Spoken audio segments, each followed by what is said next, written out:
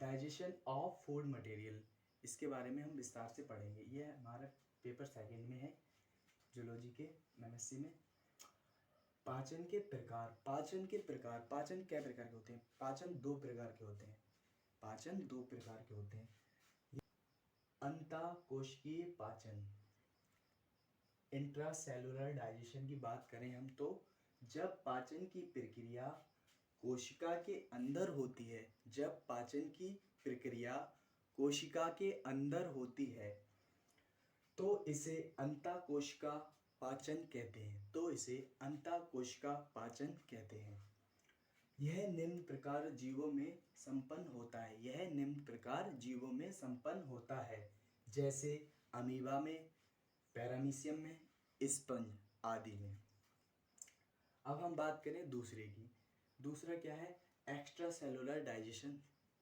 Extra cellular digestion जिसे हम बोलते हैं बाह्य कोशिकीय पाचन। बाह्य कोशिकीय पाचन, जब पाचन की प्रक्रिया कोशिका के बाहर होती है, जब पाचन की प्रक्रिया कोशिका के बाहर होती है तो इसे एक्स्ट्रा सेलुलर डाइजेशन कहते हैं। यह उच्च श्रेणी के जीवों में संपन्न होती है, जैसे एनालिडा, मोलस्का एंड कॉर्डेटा। कुछ जीवों में दोनों प्रकार का पाचन पाया जाता है।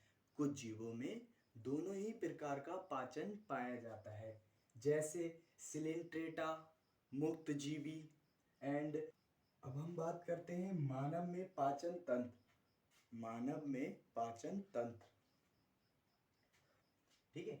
डाइजेशन की क्रियाविधि को समझाने के लिए शरीर में पाए जाने वाले पाचन तंत्र, जिसे एलिमेंट्री कैनाल या गैस्ट्रो इंटेस्टाइनल ट्रैक्ट कहते हैं, इसको समझाना आवश्यक होता है। इसको समझाना आवश्यक होता है। पाचन तंत्र के साथ साथ कई प्रकार की ग्रंथियां, ग्लैंड्स भी होती हैं। इन्हें डाइजेस्टिव ग्लैंड कहते हैं। इन्हें डाइजेस्टिव ग्लैंड कहते हैं। अध्ययन की सुविधा के लिए पूरे पाचन तंत्र को निम्न भागों में बांटा गया है। यह मुख, माउथ यानी कि मुंह से प्रारंभ होकर गुदा यानी कि एनस तक फैली रहती है। जो पाचन तंत्र है यह हमारे मुंह से स्टार्ट होती है। मुंह से स्टार्ट होने के बाद यह गुदा यानी कि एनस तक फैली रहती है।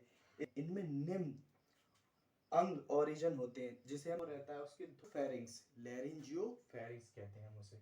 अब टॉन्सिल को हिंदी में गल तुंडिका कहते हैं। गल तुंडिका कहते हैं। यह मुख के दोनों ओर पाया जाता है। यह उभरे विभिन्न प्रकार के इन्फेक्शन से रक्षा करते हैं। इसमें तरल पदार्थ पाया जाता है। इसमें जो पाया जाता है, क्या पाया जाता है? तरल पदार्थ। तरल पदार्थ, इसमें एक विशेष प्रकार की सेल्स पाई जाती है, जिसे हम फोगोसाइट सेल्स कहते हैं। यह शरीर में प्रवेश करने वाले हानिकारक पदार्थ, जिन्हें हम एंटीजन कहते हैं, उन्हें ये खा लेती है। इसोफेगस, स्टमक तथा फेरिंग्स को जोड़ती है। भाषा में इसे कह सकते हैं, यह फेरिंग्स से गुजरता हुआ स्टमक में खुलता है। यह फेरिंग्स से गुजरता हुआ स्टमक में खुलता है। यह स्टमक के बारे में हम जान लेते हैं। स्टमक क्या है? स्टमक एक बैग लाइक स्ट्रक्चर है। बैग यानी कि बैग के आकार का होता है। बैग, यह एक बैग लाइक स्ट्रक्चर है और इसका आकार स्केल्ड शेप होता है। स्केल्ड को हम बोलते हैं दनाती, जिससे हम धान गेहूं काटते हैं। स्केल्ड से विभाजित होता है। पूरा स्टमक कई भागों में विभाजित होता है। वह सीधे हमारा आता है कार्डियक ओरिफाइस। कार्डियक ओरिफाइस जहां ओपन होता है स्टमक में। जब हमारा खाना एंटर होता है, ये खाना के टुकड़े हैं। ये खाना जब हमारा एंटर होता है तो ईसोफेगस से एंटर सबसे पहले हमारी मुलाकात होती है कार्डियक ओरिफाइस से। कार्डियक ओरिफाइस से उसके बाद ये बॉडी होती है, बैग लाइक स्ट्रक्चर होता है। जो पेट जो होता है वो बैग, इसका आकार होता है वो दनाती के आकार का होता है, स्केल्ड शेप्ड होता है। अब इसमें इसकी बॉडी को हमने जान लिया। अब इसमें एक मोड़ होता है। इसमें जो होता है एक मोड़ होता है, उसे हम बोलते हैं कैर्वेचर। कैर्वेचर होता है, इसका नाम होता है पाइलोरस। पाइलोरस, जिसका नाम होता है पाइलोरस। स्मॉल इंटेस्टाइन के बारे में। स्मॉल इंटेस्टाइन यह सबसे लंबी होती है। इसे हम नलिकाकार या ट्यूबलर लाइक स्ट्रक्चर कह सकते हैं। यह लार्ज इंटेस्टाइन में जुड़ी रहती है। इसकी लंबाई 6 से 7 सेंटीमीटर होती है। यह 3 भागों में विभाजित होती है। फर्स्ट डियोडिनम, सेकंड जियोजिनम एंड थर्ड जियोजिनम के बाद आता है थर्ड एलिम में। इसमें 3 भाग। डियोडिनम यह सी आकार की होती है, स्टोमच इसी में ही खुलता है। सेकंड है जियोजिनम यह डियोडिनम एंड एलियम के बीच में पाई जाती है। एलियम यह एलिमेंट्री कैनाल का सबसे बड़ा भाग है जो लार्ज इंटेस्टाइन के सीकम में खुलता है। जो लार्ज इंटेस्टाइन, इसका व्यास छोटी आंत से बड़ा होता है, इस कारण इसे हम बड़ी आंत कहते हैं। इसका व्यास 4 से 6 सेंटीमीटर होता है। इसके 3 भाग होते हैं। पहला सीकम, दूसरा कॉलन, तीसरा रेक्टम। आइए अब हम बात करते हैं सीकम की। इसमें कोई पाचन नहीं पाया जाता, लेकिन पशुओं के सीकम में सेलुलोज का पाचन करने वाला एंजाइम पाए जाते हैं। पाया जाता है। सीकम के जुड़ने वाले स्थान पर उंगली नुमा उभार पाया जाता है, जिसे अपेंडिक्स कहते हैं। दूसरा कॉलिन यह बड़ी आंत का सबसे बड़ा भाग है। तीसरा रेक्टम, कॉलन रेक्टम के में खुलती है। कॉलन जो है वो रेक्टम में खुलती है, जिसमें मल एकत्रित रहता है। मल एकत्रित रहता है। मैं स्ट्रक्चर से समझाऊंगा आपको कहाँ एकत्रित, रेक्टम कहाँ है, जहाँ मल एकत्रित रहता है उसको हम अच्छे से समझाएंगे। और हम ऐसे ही हम जान लेते हैं कि रेक्टम क्या है। रेक्टम को हम जानते हैं, रेक्टम कॉलन रेक्टम में खुलती है। कॉलन रेक्टम में खुलती है, जिसमें मल एकत्रित रहता है। जो मल एकत्रित रहता है, रेक्टम क्या बताया था, रेक्टम इसमें मल एकत्रित रहता है। जो है ये इसमें मल एकत्रित रहता है। अब इसके अंतिम भाग एनल कैनल कहलाता है। इसका जो यह एनस के द्वारा बाहर खुलती है। एनस जो है एक छिद्र है, इसके द्वारा मल को त्यागा जाता है। इनमें स्पिन कटर मसल होते हैं, जिनके द्वारा एनस छिद्र के बंद होने अथवा खुलने का नियंत्रण होता है। जिसे हम क्या कहते हैं, स्पिन कटर मसल्स कहते हैं। स्पिन कटर मसल्स होता है एनस में। आइए हम जानते हैं सबसे पहले digestion of food material structure के माध्यम से। सबसे पहले ओरल कैविटी, जो कोई भी खाना हम लेते हैं, खाना खाने के लिए में ये स्ट्रक्चर देखने को मिलता है कि सबसे पहले एक प्लेट मिलती है, जिस प्लेट को हम हार्ड प्लेट कहते हैं। उसके बाद एक हार्ड प्लेट के थोड़े से आगे को एक सॉफ्ट प्लेट मिलता है हमें, और उसके ऊपर ठीक नोजोफेरिंक्स जिसे बोलते हैं, नोजोफेरिंक्स, इसे हम ऊपर वाले को नोजोफेरिंक्स कहते हैं। और ये जो होते हैं ये हमारे कहलाते हैं सिलाइवरी ग्लैंड, जहां पर हमारा सिलाइवा इकट्ठा होता है, जिसे हम हिंदी में लाहार बोलते हैं। उसके बाद हमारे ठीक इसके नीचे एक टंग, जीभ होती है, जीभ।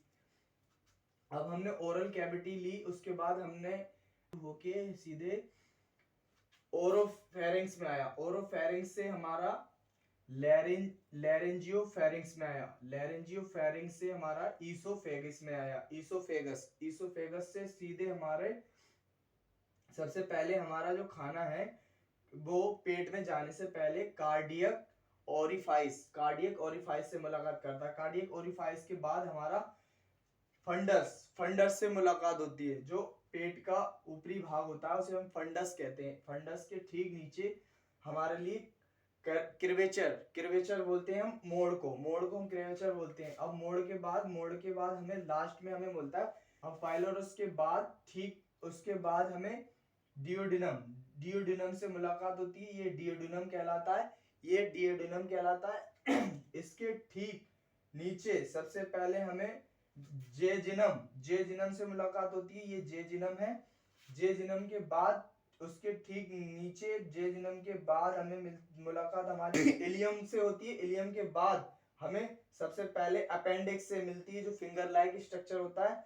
इसके बाद सीकम से जहां पर हमारा जो भोजन होता है यानी खाना होता है, वो हम यहाँ पर पचता नहीं है। जो भी पचने का काम होता है बस ओरल से स्टार्ट होके स्टमक में होता है। स्टमक से होने के बाद स्मॉल इंटेस्टाइन के बाद जो हमारा अपेंडिक्स में आता है, अपेंडिक्स में सॉरी सीकम में आता है। सीकम के बाद यहाँ पर भोजन हमारा पचना बंद हो जाता है। यहाँ से सीकम के बाद हमारा कॉलन में जाता है। कॉलन के बाद हमारा रेक्टम में हमारा जो होता है मल, ये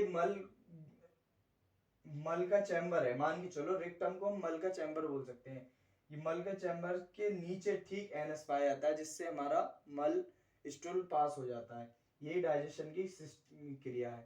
अगर हम अच्छे से जाने तो हम डाइजेशन अच्छा रहे, हमारा पेट सही रहे, हम खाना जो खाते हैं वो सही रहे, तो हमें क्या चाहिए कि सबसे पहले ओरल कैविटी, सबसे पहले खाने को ओरल करते टाइम दांतों से अच्छे से चबा लें, दांतों से अच्छे से चबा लें, जिसके नन्हे नन्हे पीस कर लें। खाने को हमेशा हल्के आराम से खाना चाहिए और चब के कुचल के खाना चाहिए, जिससे कि हमारा कुचलने के बाद जब हम दांत से चबते हैं कोई भी खाने को अच्छे से, तो वहां सलाइवा विकसित होता है। सलाइवा जब सीक्रेट होता है, सलाइवा मिक्स होता है खाने के साथ, तो वो बोलस बनता है। बोलस यानी कि नरम बन जाता है खाना। जब खाना नरम बन जाता है तब हमें निगलने में आसानी होती है। जब नोजोफेरिंक्स से होते हुए ओरोफेरिंक्स में आता है, ओरोफेरिंक्स से जो लैरिंजियस में आता है, लैरिंजियोफेरिंक्स से हमारे ईसोफेगस में आता है, तो आसानी से नीचे उतर जाता है खाना। जो हमारा सबसे पहला जो डाइजेशन सिस्टम है वो ओरल से ही स्टार्ट हो जाता है, सलाइवा से ही हमारा डाइजेशन होना स्टार्ट हो जाता है। इसीलिए हमें खाने को चबा के खाने चाहिए, बोलस अच्छे से बना लेनी चाहिए। फिर हमारा जो ईसोफेगस से होता हुआ हमारा डाइजेशन सिस्टम कार्डियक ओरिफाइस में आता है। कार्डियक ओरिफाइस में आने के बाद हमारा खाना डाइजेस्ट होना चालू हो जाता है। डाइजेस्ट होना चालू हो जाता है। हमें खाना कितना खाना चाहिए, अब खाने का भी मूवमेंट, जैसे पेट का एक मूवमेंट रहता है।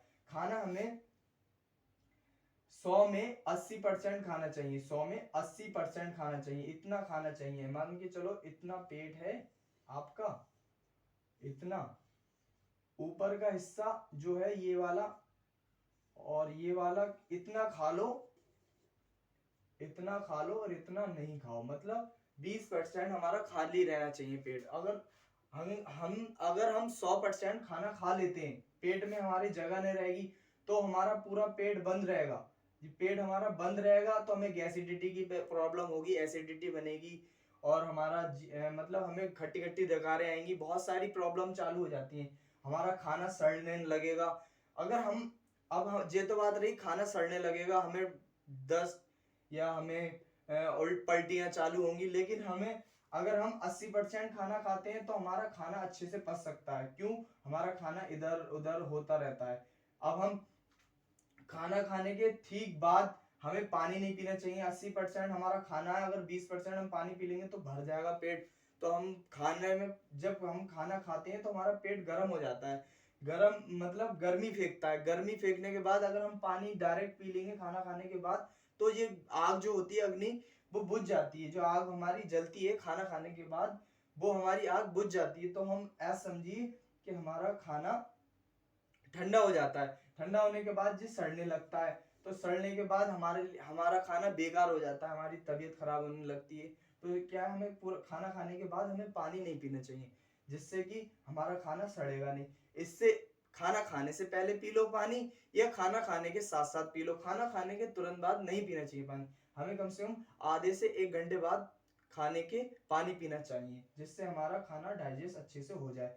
उसके बाद हमारा आता है डिओडिनम में। डिओडिनम में आने के बाद खाना अच्छे से पचने के बाद हमारे स्मॉल इंटेस्टाइन में ही पचता है खाना अच्छे से। लेकिन जहां आप बात करें कि सीकम में हमारा खाना पचता नहीं है, ये जानवरों में ही पचता है, मैंने अच्छे से बता दिया था। उसके बाद हमारा कॉलन है, उसके बाद हमारा रेक्टम है, उसके बाद एनस से हमारा डाइजेशन हो जाता है। इसी को हम डाइजेशन क्रिया कहते हैं, digestion of food material. Thank you.